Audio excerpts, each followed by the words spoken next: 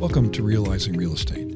Each week we will be issuing a new edition, an interview with an investor, developer, business leader, government official, scholars, and others, all who in some way impact the world of real estate and the quality of your investment.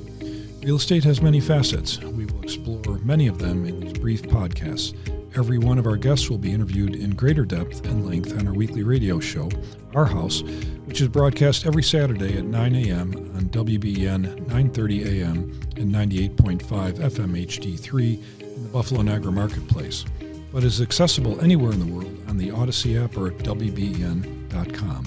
All of Realizing Real Estate podcasts are available at the iTunes Store, and our House radio shows are archived on our blog at huntrealestate.com. Join us every week and give us your feedback and suggestions for future topics, also at huntrealestate.com.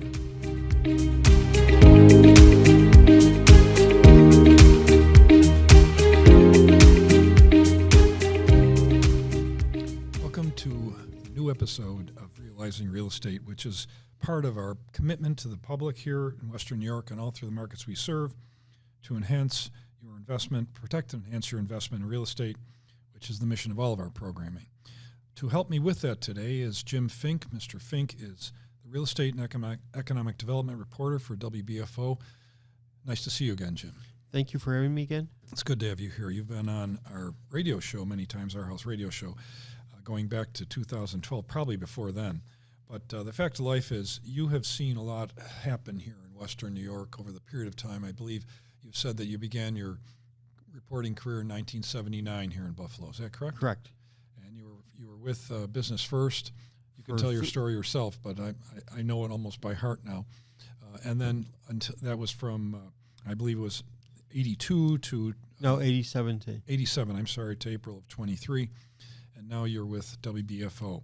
You've seen a lot of change happen in Western New York. What are the big events that happened over that period of time, whether they be kind of a structural event or whether they were just an organic thing that happened on its own? For example, just to jump in, answer my own question here, for example, it happened in Chippewa Street. Tony Masiello told me when he was mayor that he had nothing to do with that, really. It kind of happened organically. But a lot of times that doesn't happen. First of all, the biggest change when I moved back to Buffalo in 87 to now is we have our swagger. Don't take that lightly. That's important. For the longest time, Buffalo, the attitude was, we're not good enough, it'll never happen. That has changed. Things have happened.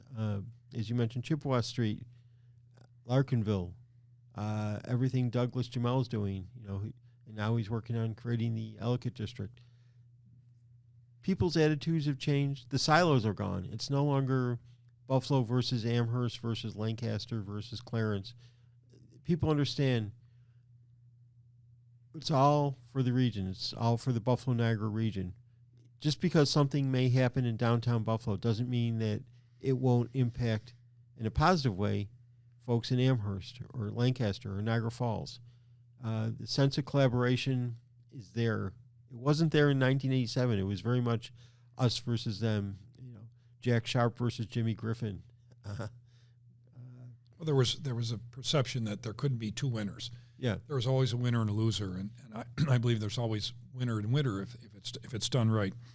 But you talk about even the word hub has been used twice now. Yeah. The Queen City Hub 1 and now the Queen City Hub 2. My understanding and my own study of urban settings is that without a strong hub, the spokes don't work so good. And Buffalo was built on the hub and spoke. If you go up to City Hall and you look down at Niagara Square, that is the perfect hub and spoke. And that worked its way. That's the reason Amherst became Amherst, Lancaster became Lancaster, because people moved out. But that doesn't, the heart and soul of this region remains in downtown Buffalo. Mm-hmm. And I'll say that till I'm blue in the face. As downtown Buffalo, when it's going well, the whole region, the psyche is lifted up. When there's struggles, you can see it, the psyche drop down a couple notches. Let's look at this in a general sense. My experience in business and in life really is that success or or successful people have two things in common. One is they have a natural enthusiasm. They're excited about what they're doing, and they convey that to others, and it's contagious. People feel that enthusiasm, the swagger that you talked about. Swagger might be the extension, the illogical extension of enthusiasm. There can be genuine enthusiasm just because people feel that way, and there's reason for them to feel that way. The other element is self-confidence. Self-confidence comes from knowing who you are, what your product is, what you're doing, and believing in that. And it's hard to do that without the proper knowledge. It's hard to be self-confident. When we talked about the swagger, it had to start with certain people. Who embodied that swagger, and how long ago did you first kind of sense that? Well, and I'm not going to say this not because I'm sitting 2 feet away from you, but your father was a major, major player in turning around the attitude of Buffalo and Western New York and the Buffalo Niagara region. I think he's, using a hockey term, he's the unsung hero, the Conn Smythe winner in many respects. But having said that, Buffalo, people want to see, they don't want to see if comes. They want to see reality, you know. Mm-hmm. And so I think when Rocco Termini took the Lafayette Hotel and turned it around, when Carl Palladino and Billy Palladino started turning buildings around, when Nick Sinatra started turning, people started believing, saying, yeah, this is happening. It's real. The medical campus, it became not a theory, but it became bricks and mortar. It became Gates Vascular. It became the new Children's Hospital. Canal Side, it went from being a bunch of abandoned parking lots to a place that now draws almost 2 million people a year for everything from ice skating to yoga to puppy training. I mean, kayaking. It's really kind of fun to go down. Well, it's very fun to go down there and check all that out. But I mean, these are things that individually were important, but collectively were huge lifters for the region. I'll put a couple other names out there: Robert Joya, Jordan Levy. The whole evolution of 43 North. Brian Higgins too. Brian Higgins, the new Henry Nowak, and certainly Bob Wilmers. Yes. Without Bob Wilmers, I don't know where this community would be right now. And don't forget Jeremy Jacobs too. Jeremy Jacobs, huge, and these are. He doesn't get enough credit for. I think you're right. There are individuals, and they were of course part of that much maligned group, the Group of 18, that really. With personal knowledge of this, what would happen if there was an issue?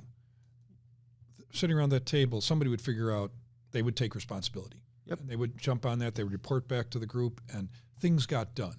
And that's a very important thing. And I'm seeing a different version of that in 43 North today, where they're looking at, okay, what we need here is good paying jobs, new industry, or industry that's consistent with what's the best and brightest of things going on all around the world. Correct. And that's now happening. Because we're seeing, painfully so, our older industries are suffering. Sumitomo Rubber, 1,500 workers. It's tragic thing. Tragic. But at the same time, you have ACV Auctions, which keeps growing. Mm-hmm. Odo, which keeps growing. So that's the new gen versus the old gen. And I think we have to embrace our existing institutions here in town and support them. The medical campus is just a coalescing of a bunch of individual institutions that are now working in concert in a tremendous campus where there's huge investment. The waterfront, as you point out. Remember the battles to move Children's Hospital off Bryant Street to the medical campus. It was really vicious that what was going on. Accusations and pointing fingers and what you're doing. Trotting out Jim Kelly crying, Pat LaFontaine crying, saying you can't move it, blah, blah, blah. And guess what? All of a sudden it moved and nobody's crying anymore. So, no. Which is tremendous because and we've got things like Josh Allen's fund, which has gone crazy and done some great things there.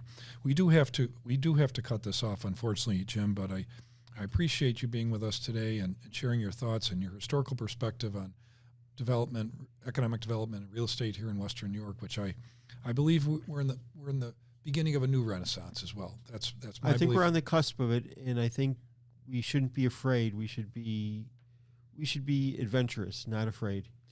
I couldn't agree more. And on that note, Jim Fink, the Economic Development Real Estate Reporter for WBFO, thank you very much for being in this episode of Realizing Real Estate. We'll be back in another week with another episode. Thank you very much.